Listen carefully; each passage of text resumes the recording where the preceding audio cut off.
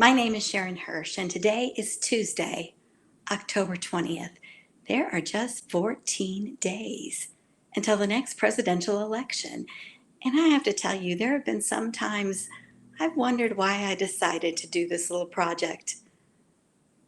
I wanted to invite you to my new book, Belonging, Finding the Way Back to One Another, and wonder together on Tuesdays if this could be a healing season in our deeply broken world. If we could find belonging. Remember how we started? With breaking a glass into a lot of little pieces to represent the brokenness in us and in the world around us. We are going to do something with some of that brokenness next week, but first I want to invite you to pick up a cross. It could be simple. It certainly could be small, or it could even be decorated. And whatever you may have around your house or like will be great. To prepare for that project and coming to the end of this election season, today I want to invite you to consider some rules for voting. I've got my ballot here, and I'm sure many of you have picked up yours. In the headlines this last week, we heard another vice presidential debate.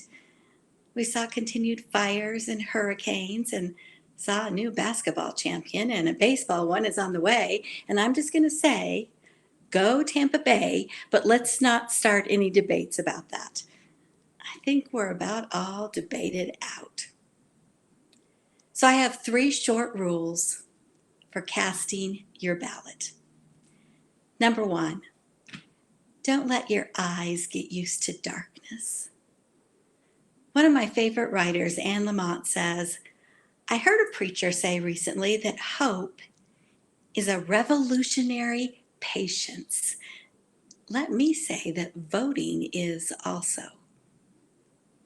Hope begins in the dark. The stubborn hope that if you just show up and try to do the right thing, the dawn will come. You wait and watch and work. You don't give up. My favorite Bible verse in college, and one that I think was written for these days, is when God says, I know the plans I have for you. Plans to prosper you, not to harm you. Plans to give you a hope and a future. Turn in that ballot, but hang on to hope. Rule number 2, pray. Once again from Anne Lamott, help is a prayer that is always answered. It doesn't matter how you pray, with your heads bowed in silence or crying out in grief or dancing. Churches are good places for prayer, but so are garages and cars and mountains and showers and dance floors and voting booths. Jesus invites us in the New Testament, come unto me, all you that are weary and wounded, and I will give you rest and healing. He invites brokenness and winces with hope that we will simply ask for help, for him to make something of that brokenness inside of us. Pray before you vote, while you vote, after you vote. Rule number 3, do no harm. I actually learned this week that the writer, theologian, and revivalist John Wesley said this was his first rule of voting: do no harm. So this week, in conversations with people we disagree with, in inevitable talks about the election and all the spin in the world around us, do no harm.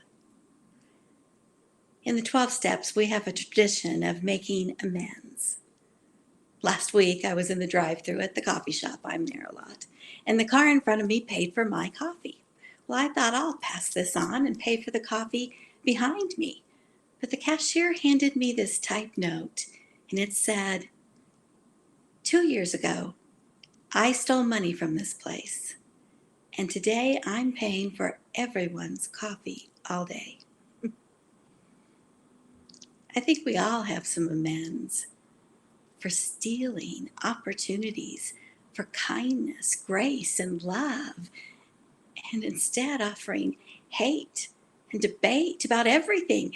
We've gotten lost in our restlessness, fear, self righteousness, anger, and growing hopelessness. When you vote, do no harm. And then maybe go make an amends. Next week, bring your broken glass and the cross that you find somewhere as we consider not forgetting 2020 in this painful political season, but commemorating it with something to remind us. Don't let your eyes get used to darkness. Pray. Do no harm. I will see you next Tuesday.